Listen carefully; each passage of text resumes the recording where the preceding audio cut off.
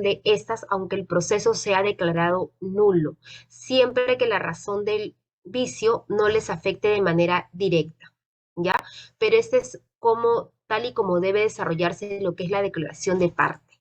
Ahora, cuando nosotros hablamos de lo que es la declaración de testigos, esta declaración de testigos debemos tener en cuenta que si el testigo y no asiste a la audiencia, ¿no? O se prescinde de la actuación de esta prueba, el juez no efectuará citación, perdón, de grado fuerza ni bajo apercibimiento de multa. Los testigos no presencian el desarrollo de la audiencia y solamente ingresan a ella en el momento que le corresponda. ¿Esto por qué se da? Porque si vamos a llevar varios testigos para que declaren sobre una determinada pretensión, lo que se busca es que no se pongan de acuerdo respecto a lo que van a declarar, ni que puedan escuchar lo que la otra parte o el otro testigo va a declarar, de tal manera que solamente van a ingresar a la audiencia una vez o en el momento en que le corresponda. El secretario del juzgado expide al testigo una constancia de asistencia a fin de acreditar el cumplimiento de su deber ciudadano, ¿no? Los trabajadores tienen derecho a ser remunerados por esta ausencia. Luego tenemos que el que propone la declaración de un testigo debe indicar lo que es su nombre, cuál es su ocupación, cuál es su dirección y todos los datos necesarios dentro de su escrito correspondiente. No es necesario indicar el domicilio, ya que el proponente es responsable.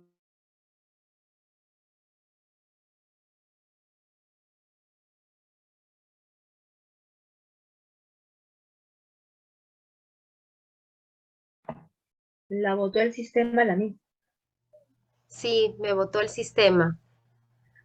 No sé qué ha pasado. A ver, un momento, por favor.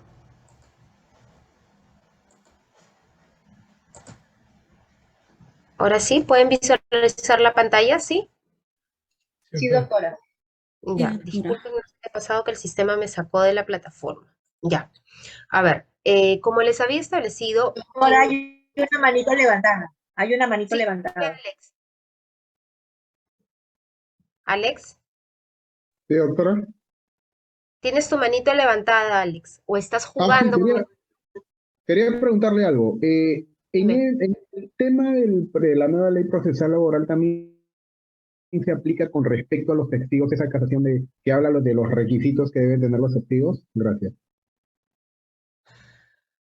En realidad sí, pero ¿a qué te refieres específicamente con los requisitos? Que hablan que si el testigo no asiste a la audiencia, si el testigo, cómo se va a desarrollar, cómo se va a tomar su declaración, o a cuál. Si mal no recuerdo, creo que es la audiencia, la casación 5/2008, donde especifica que los testigos no debe haber relaciones de odio, revanchismo, y tienen que Ah, tener sí, sí se tres aplica, requisitos. sí A se ver, si aplica. ya, sí se aplica. Sí, Gracias. sí se aplica supletoriamente, sí se aplica, pero tengamos en cuenta que también esto se pone en conocimiento, por ejemplo, si es que la declaración de este testigo es sumamente importante, el hecho que pueda tener, por ejemplo, este vínculo o por el cual no debería declararse y si el juez lo considera necesario lo puede admitir, pero también este tema se pone en conocimiento del juez y se limita a la actuación del testigo únicamente para la parte relevante, de tal manera de que no pueda de una u otra manera influir en lo que es la decisión del juez y más aún cuando el juez ya ha tomado conocimiento. Pero sí, no se puede tener el tema de odio, de revanchismo. Es más, cuando se toma, igual como se toma en el proceso civil, en el proceso penal, que si en realidad tú tienes un vínculo con la persona a la cual le puedes causar, ¿no? Quizás daño por el hecho de tener, de ser familia, también puedes negarte a declarar, por más que hayas sido citado y todo, o hayas estado en la audiencia, el juez tiene que verse en la obligación de informarte tus derechos y también de limitarte únicamente a declarar a hechos que estén, que no tampoco no te puedan generar a ti en algún momento quizás responsabilidad respecto a un determinado hecho. ¿Ya? Gracias, doctora. Ya, Alex, muy bien. Ahora, al ofrecer una prueba testimonial, un ratito, disculpen, ya, Doctora, me al- equivoqué. Era la casación 2/2005, no los 2008. Disculpe, gracias. ya está bien. Sí, no hay problema, Alex, está bien. Ya, al ofrecer una prueba testimonial, tengamos en cuenta que esta debe especificar el hecho necesitado de prueba respecto al cual deba declarar el propuesto. No significa que nosotros vamos a llevar un testigo y que el testigo se le va a preguntar de todo, no, sino que este testigo va a estar limitado únicamente sobre un determinado hecho o a establecer o esclarecer una determinada pretensión que tienen las partes dentro del desarrollo del proceso. ¿Ya? También tengamos en cuenta que los litigantes pueden ofrecer hasta 3 testigos para cada uno de los hechos necesitados dentro de los puntos controvertidos que se han establecido y en ningún caso el número de testigos de cada parte será más de 6, de acuerdo a lo que regula el artículo 226 del Código Procesal Civil. ¿Ya? Ahora, no puede plantearse al testigo preguntas lesivas en lo que es su honor y la buena reputación. ¿Ya? Ahora, ¿cómo se va a desarrollar esta declaración de testigos? Antes del interrogatorio, el juez le pregunta, como ya hemos mencionado, cuál es su nombre, su edad, su ocupación, su domicilio, si es pariente, como les habíamos establecido, cónyuge, concubino de alguna de las partes, tiene amistad, enemistad con ellas, interés en el resultado del proceso, si tiene un vínculo laboral o es acreedor o deudor de alguna de las partes, de acuerdo a lo que regula el artículo 224 del Código Procesal Civil, ¿ya? Y se prohíbe que declare como testigo el que es absolutamente incapaz, salvo que se trate de un menor de edad, el que ha sido condenado por algún delito que a criterio del juez pueda afectar su idoneidad, ¿no? El pariente dentro del 4º grado de consanguinidad o tercero de afinidad, el cónyuge concubino, salvo en asuntos de derecho de familia o que lo proponga la parte contraria, ¿no? El que tenga interés sobre el proceso, directo o indirecto, y en el resultado del proceso, y el juez y el auxiliar de justicia en el proceso que conocen, de acuerdo a lo que regula el artículo 229 del Código Procesal Civil, y se aplica también lo que ha establecido justamente y mencionó su compañero Alex, de acuerdo a lo que es el acuerdo plenario, ¿ya? Que regula lo que es el interrogatorio de los testigos. Ahora, ¿cómo se desarrolla este interrogatorio? ¿Cuáles son las reglas aplicables? Al valorar lo que es la declaración, el juez debe dividirla así. Comprende sobre hechos diversos, independientes entre sí, o si se demuestra la falsedad de una parte de lo declarado. ¿Ya? Va a dividirlo de esa manera. Si comprende hechos diversos o si demuestra la falsedad de un hecho que ha sido declarado. ¿Ya? Las preguntas del interrogatorio deben ser formuladas de manera clara, de manera concreta y de manera precisa. No pueden estarse redundando en las preguntas, no se puede buscar que el testigo caiga en una contradicción con esta pregunta, sino que esta debe ser de manera clara, de manera precisa, concreta y debe ser abierta. Ya no pueden haber preguntas oscuras, ambiguas, impertinentes, inútiles, las cuales serán rechazadas de oficio a solicitud de la parte. Es decir, la parte que la considere va a pedirle al juez de que se rechace dicha pregunta por la cual es oscura, ambigua o impertinente. ¿Ya? Las preguntas que se refieren a varios hechos serán respondidas separadamente. Es decir, si yo le pregunto sobre determinados hechos, entonces el testigo puede responderla separadamente. En tal hecho pasó esto, en tal hecho pasó el otro y en tal hecho pasó el otro. ¿Ya? Cuando se trate de parte que domicilie en el extranjero o que fuera de la competencia territorial del juzgado, el interrogatorio puede efectuarse a través de cualquier medio tecnológico que permita la ley. Nosotros sabemos ya que tanto para lo que es el sistema de notificaciones, así como también el desarrollo del proceso, ya se ha establecido de que se puede utilizar cualquier medio tecnológico que lo permita, ¿no? Como es, por ejemplo, ahora que se utiliza lo que es la plataforma Google Meet, que lo puedes hacer de cualquier lugar del Perú y del mundo, también a través de lo que es el sistema de WhatsApp, siempre y cuando también tengamos en cuenta de que debe registrarse en el audio, si bien es cierto también cuando nosotros hemos hablado de la implementación de esta nueva ley procesal laboral, sabemos que las audiencias se registran en audio y video, pero también en circunstancias excepcionales, como en el caso, por ejemplo, de tomar una declaración mediante lo que sería el sistema de WhatsApp, siempre y cuando esa persona se acredite que es la titular, tiene que tener su cámara encendida y todo, por lo menos que se registre el sistema de audio dentro del sistema. ¿ya? Nadie puede ser compelido a declarar sobre hechos que conoció bajo el secreto profesional, ¿no? Confesional, y cuando por disposición de la ley pueda o deba guardar un secreto, de acuerdo a lo que regula el artículo 220 del Código Procesal Civil, ¿ya? Y nadie puede ser obligado a contestar sobre hechos que pudieran implicarse culpabilidad en sí mismo, como les habíamos mencionado. El juez cuando te informa te dice, tú no vas a declarar y te vas a quedar callado si es que en algún momento esa parte te va a poder a ti de una u otra manera quizás implicar en algún hecho que pueda ser una causa, que pueda implicarte una pena, una sanción, ¿no? Tampoco si es su cónyuge, si es su concubino, si es pariente dentro del cuarto grado de consanguinidad o segundo de afinidad. Ahora, si es que se da el caso de que es ofrecido por la otra parte, se le informa también de que no es obligado por el vínculo que tiene, esta persona también es libre de decidir que pese a ese vínculo que le exonera de declarar, puede hacerlo también de manera voluntaria, pero siempre bajo las normatividades, siempre establecer la verdad, ¿no? Porque puede imponérsele una sanción en caso que se pueda establecer de que ha mentido en dicho interrogatorio, con la finalidad de beneficiar a una de las partes, ¿ya? Luego tenemos el interrogatorio se dirige a las partes, a los testigos y a los peritos.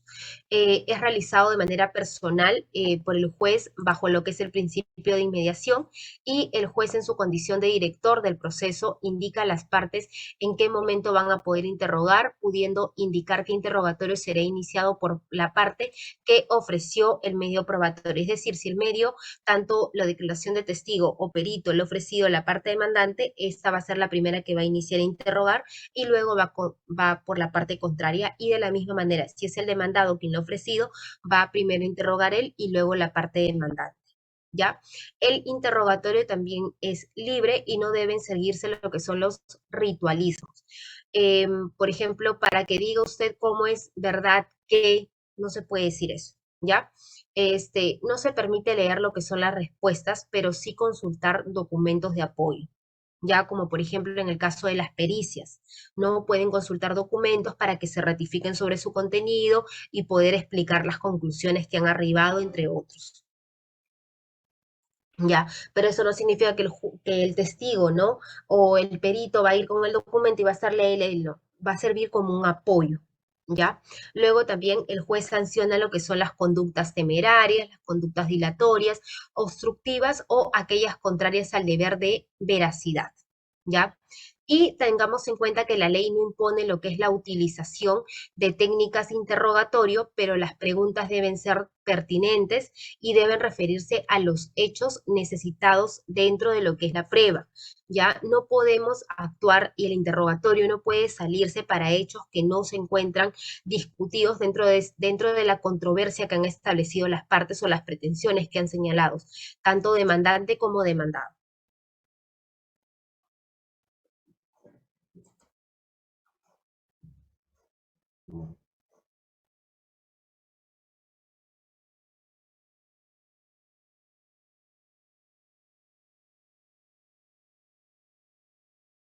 Ya. ¿Cuáles son estas técnicas de interrogatorio?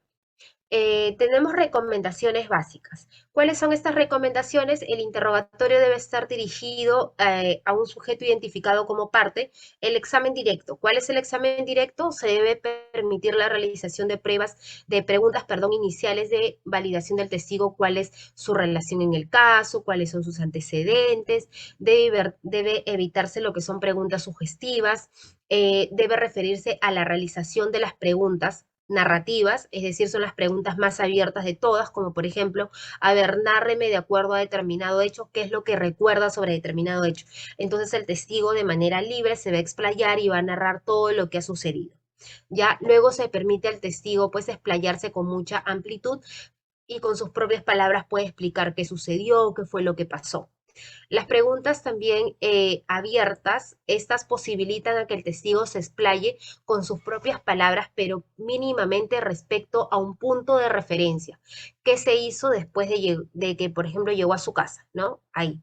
Ya, también lo que son las preguntas cerradas, que esto el testigo no tiene esa posibilidad de poderse explayar, pues escoge entre algunas opciones, ¿no? Como por ejemplo, si preguntamos de qué color es el carro simplemente o es blanco, o sea, no puedes decir otra cosa, ¿no? Entonces es cerrado, ¿no? O de qué manera era de qué manera o en qué hora sucedió esto. O sea, tiene que ser específicamente una determinada hora, ¿no? No puedes decir, yo puedo decir que fue a las 8 de la mañana, como a las 5. No, tiene que ser, o sea, cerrada porque solamente te da a limitar sobre el punto específico sin tener esa posibilidad de explayarte como tanto en la narrativa o en la abierta, que quizás es un poco menos complicada, ¿no? Que la cerrada, ¿ya?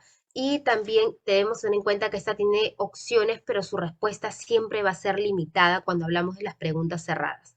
En el contrainterrogatorio, que es el contraexamen, ya que es el dirigido al testigo hostil o a la contraparte, ya es adecuado efectuar preguntas sugestivas. Son preguntas sugestivas las que llegan a la respuesta propia de la formulación. Son las preguntas más cerradas de todas y que solamente permite al testigo confirmar o negar su contenido. ¿Ya? También se admite la realización de los demás tipos de preguntas. Es posible vincular el interrogatorio con el contenido de otros medios probatorios aportados al proceso, verificar si existe contradicción entre el declarado y otros medios de prueba y contribuir a la mejor oralización de la prueba documental. ¿Ya?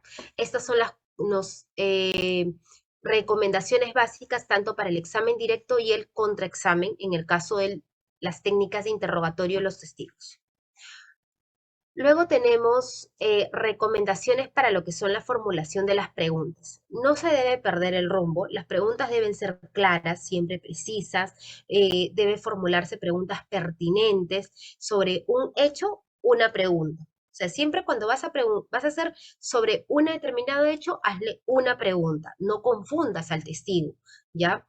Observar y escuchar al interrogado claramente, porque a base de lo que él te va respondiendo va a surgir una y otra y otra y otra pregunta.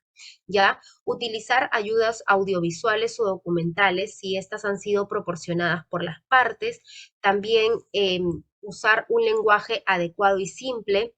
Dime, Wally. Doctora, ¿y existe algo que nos impide poder confundir al declarante o a la persona que se le recepciona el interrogatorio? Lo que pasa es que no se pueden hacer preguntas sugestivas, o sea, tú no puedes confundir, tu pregunta tiene que ser clara y precisa, ya sobre un hecho determinado. Tú no le puedes sugerir a la parte, a, por ejemplo, tu pregunta no puede ser directamente sugestiva, no puedes inducirle a que responda algo. Tu pregunta tiene que ser directa. Tienen que ser, las preguntas son narrativas, abiertas o cerradas. Ya ahora tengamos en cuenta que hay ciertos parámetros tanto para lo que es interrogatorio como contrainterrogatorio, contraexamen. El contraexamen generalmente está referido porque quien empieza el interrogatorio es la parte quien ofrece tanto al testigo o al perito. Y el contrainterrogatorio está basado únicamente en las preguntas con las cuales has iniciado el interrogatorio o todos los hechos que se han dilucidado dentro de este interrogatorio, salvo aquellas que seccionalmente que estén destinadas para esclarecer hechos que todavía no han quedado claros. Y el único que quizás que puede hacer esas preguntas mucho más abiertas, mucho más amplias y aclarar es el juez, que también tiene la facultad, pues, ¿no? De consultarle al testigo en caso que considere pertinente. Pero si tú me dices, Wally, que puedes inducirlo en error, no puedes inducirlo en error. O sea, tu pregunta debe ser clara, porque a ver, no sé cómo es que lo podrías hacer inducir en error, ¿no? Quizás confundiéndolo al testigo, no puedes confundirlo, tiene que ser bien clara para que el testigo entienda lo que tú le estás preguntando. Ahora, si es que tú le vas a hacer varias preguntas en las cuales en algún momento al final él vas a notar quizás o vas a dar a conocer la contradicción o mentira que él está diciendo, eso sí es permitible, pero en una pregunta que tú puedas inducirlo a error, no. A eso quería llegar, doctora. O sea, sí tengo conocimiento que las preguntas deben ser de forma objetiva, ¿no? Pero dentro de ello se puede hallar en lo que refiere, ¿no? A eso quería llegar. Y si de repente el hacerle caer en error, como dice usted, ¿hay alguna sanción administrativa o es que solamente se podría impugnar esa pregunta y no responderla, ¿no?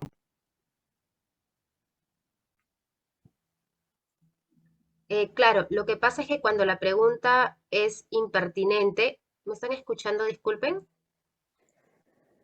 Sí, doctora. Sí, doctora. Ah, ya. Sí, doctora. Cuando la pregunta es Sí, impertinente o la pregunta no cumple con los requisitos que se establece, es decir, que no es clara, no es precisa y puede ser una pregunta sugestiva, la otra parte le va a ser de conocimiento al juez para que el juez lo que establezca es que el testigo no responda y tú hagas una variación o aclaración o reformules tu pregunta, ya para que ésta no cumpla con, no vaya en contra de lo que establece la normatividad.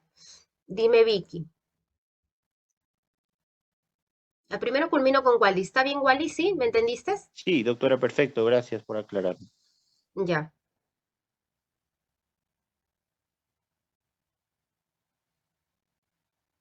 Dime, Vicky.